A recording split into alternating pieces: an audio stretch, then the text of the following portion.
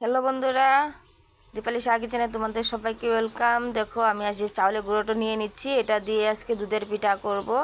তবে ওই যে পুরোনো কালের যে আমাদের ঠাকুমা ওরা যে বানিয়েছিল সেরকম করে আজকে দুধের পিঠাটা একটু অন্যরকম করে তোমাদেরকে দেখাবো। তো আমরা ছোটোর থেকে বড় হয়েছি, এরকম ধরনের পিঠাগুলো কিন্তু অনেকবার খেয়েছি, তবে এখন আর এতটা খাওয়া হয় না।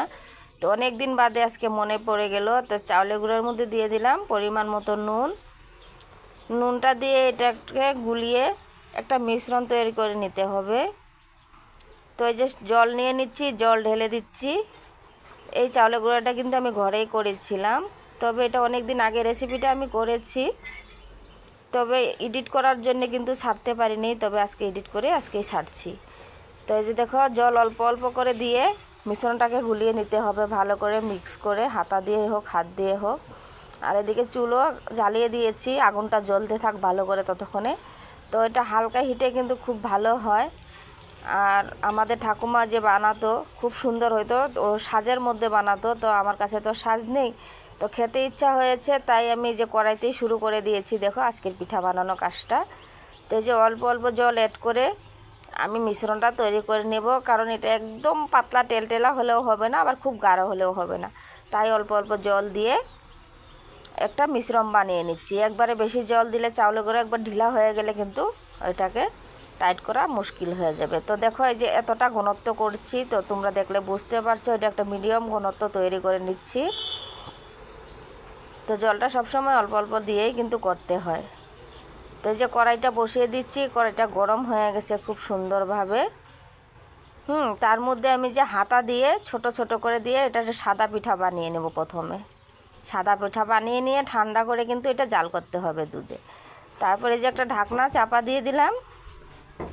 তো যে এটা মাটির কিন্তু সাজেই খুব সুন্দর হয়, তবে আমাদের এখানে একদম সুবিধা নেই মাটির সাজের, তাই আমি এইভাবে করছি এখন। তো বুদ্ধিটা কেমন হয়েছে বলো? কড়াইতেও কিন্তু হয় সুন্দরভাবেই, তবে সাজে করলে যেমন আরও ফুলাটা বেশি লাগে। তো এই যে ঢাকনা চাপা দিয়ে একটু জল ছিটিয়ে দিতে হবে, এখানে জলটা ছিটিয়ে দেওয়ার কারণে কিন্তু সুন্দর হবে, কারণ এটা বানাচ্ছি কড়াইতে, এটা অবশ্যই জলটা এরকম ছিটিয়ে দিতে হবে, তাহলে ভিতরটা ভালো করে সিদ্ধও হবে, সুন্দর উল্টেও যাবে। তো এই দেখো অনেকটাই ফুলে উঠেছে আগের থেকে, তোমরা দেখলে হয়তো বুঝতে পারছো। তো এই যে এটাকে এখন একটু ছেনি দিয়ে খুঁচিয়ে খুঁচিয়ে উঠিয়ে নিচ্ছি। এই দেখো কত সুন্দরভাবে উঠে যাচ্ছে। এটাকে বারবার আমার মুছতে হবে, একটা নেতা দিয়ে, ভিজা নেতা দিয়ে আমি বারবার মুছে মুছে কিন্তু কাজটা করছি। তো আবারও আরেকটা দিয়ে তোমাদেরকে দেখিয়ে দিচ্ছি, আবারও একই সেমভাবে জল দিয়ে দিচ্ছি, আবারও ঢাকনা সরিয়ে পিঠাটাকে উঠিয়ে নেব। এই দেখো নিজে নিজে উঠে যাচ্ছে, সুন্দরভাবে হয়ে গেছে। তো প্রথমে হয়তো একটা পিঠা একটুই হতে পারে, কিন্তু বাকিগুলো খুব সুন্দরভাবে হয়ে গেছে আমার, আর পিঠাগুলোও সুন্দর ফুলে উঠেছে। তো এরকম করে সমস্ত পিঠাগুলি বানিয়ে নিচ্ছি, দেখো কতগুলো পিঠা হয়ে গেছে। তো এই পিঠাটা আমাদের ঘরে সবারই প্রিয়, এমনিতে গ্যাসের পুরা মানে সমস্যা হয়, তার জন্যেই এই পিঠাটা গ্যাস্ট্রিকের সমস্যা হবে না, কারণ এটা নুন দিয়ে করা হচ্ছে আর দুধে জাল করব, সেরকম তেল ছেলের কোনো কারখানা হবে না, তো পিঠা খাওয়া যাবে। সেটাই, পিঠা আর পায়েস বলো দুটো একবারেই হয়ে যাবে। খেতে অনেকটা খিরখির টাইপ লাগে এই পিঠাগুলো, খেতে দারুণই একটা টেস্ট হয়। তো দেখো নিচটা দেখো কি সুন্দর করে হয়েছে, পুড়েও যায়নি, একদম সুন্দরভাবে হয়ে গেছে। এদিকে আমি দুধ বসিয়ে দিয়ে তার মধ্যে এলাচ দিয়ে দিচ্ছি, তেজপাতা, দুধটা ফুটতে থাক, ততক্ষণে আমি পিঠাগুলো কেটে নেব। তো এই যে পিঠাগুলো সুন্দর ঠান্ডা হয়ে গেছে, দেখো এটা আমি বাসি করে নিয়েছিলাম, আগের দিন বানিয়েছিলাম, পরের দিন কিন্তু এই যে এখন কাটছি আমি। তো রাত্রিবেলা করে রেখেছিলাম, এখন কেটে কেটে এখন জাল দেব, এই সকালবেলা আমি জাল দিচ্ছি। তো এই যে পিঠাগুলো সুন্দরভাবে কেটে নিচ্ছি আমি চাকু দিয়ে, এভাবে কেটে নিলে কিন্তু ভালো লাগে। তো একটা কথা বলতে গিয়ে এই পিঠাগুলো বানাচ্ছি, আমার ঠাকুমার কথা আমার ভীষণ মনে পড়ে গেছে, কারণ ঠাকুমাই যেরকম সাদা পিঠা বানিয়ে যখন দুধে জাল করতো খুব ভালো লাগতো, সকাল সকাল উঠে খেতাম। তো এদিকে দুধ দেখো উতলিয়ে উঠেছে, সুন্দরভাবে ঘনত্ব হয়ে গেছে, কতটা সর পড়ে গেছে দুধটা, খুব সুন্দরভাবে একটু ফুটিয়ে নিচ্ছি, কারণ যাতে এটা মানে অনেকটা গ্রেভি হয়ে যায়। আর একদম খুব দুধটা ডাট করারও প্রয়োজন নেই, কারণ এই যে পিঠাগুলো দেওয়ার পর কিন্তু অনেকটাই মানে খিরখির হয়ে যাবে। তো যে এর মধ্যে আমি চিনিটা দিয়ে দিচ্ছি, কারণ চিনির থেকে অনেকটা জল বেরিয়ে যায়। তো আমি চাচ্ছি এই দুধের মধ্যে দিয়ে দিলে চিনিটা জলটা সুন্দরভাবে শুকিয়ে যাবে, তো দুধটাই শুধু থেকে যাবে, এটা টেস্টটা একটু অন্যরকম আসবে। যেহেতু চাইলে পায়েস করলে চিনিটা পরে দিই আমরা, তো এটা পিঠার পায়েসই করছি, তো এটার সিদ্ধ করার অতটা প্রয়োজন নেই, তাই আমি দুধের মধ্যে চিনিটা দিয়ে দিচ্ছি। তারপরে যে এখন পিঠা অল্প অল্প করে পিঠাগুলো আমি ঢেলে দিচ্ছি।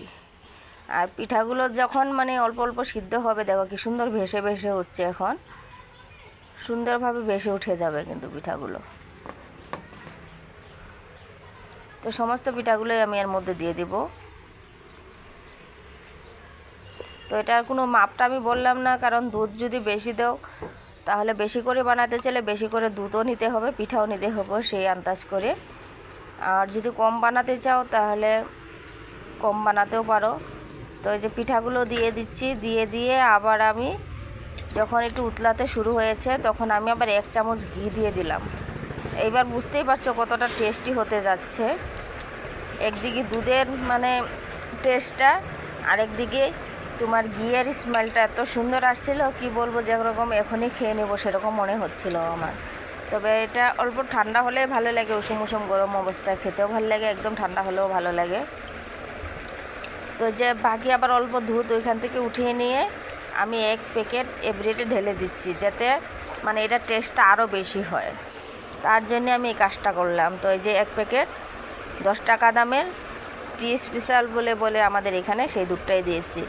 তবে যে কোনো গুঁড়া দুধ কিন্তু দেওয়া যাবে, খেতে ভালো লাগে। তারপরে দেখো দুধটাকে আবার ওখানে আমি দিয়ে দিচ্ছি ঢেলে। এভাবে কেন গুলালাম, তাতে কি হবে, আমার দুধটা দলা পাকবে না, কারণ এটা এত গরম অবস্থায় ডাইরেক্ট দুধ দিলে কিন্তু পুরো দলা দলা হয়ে যাবে।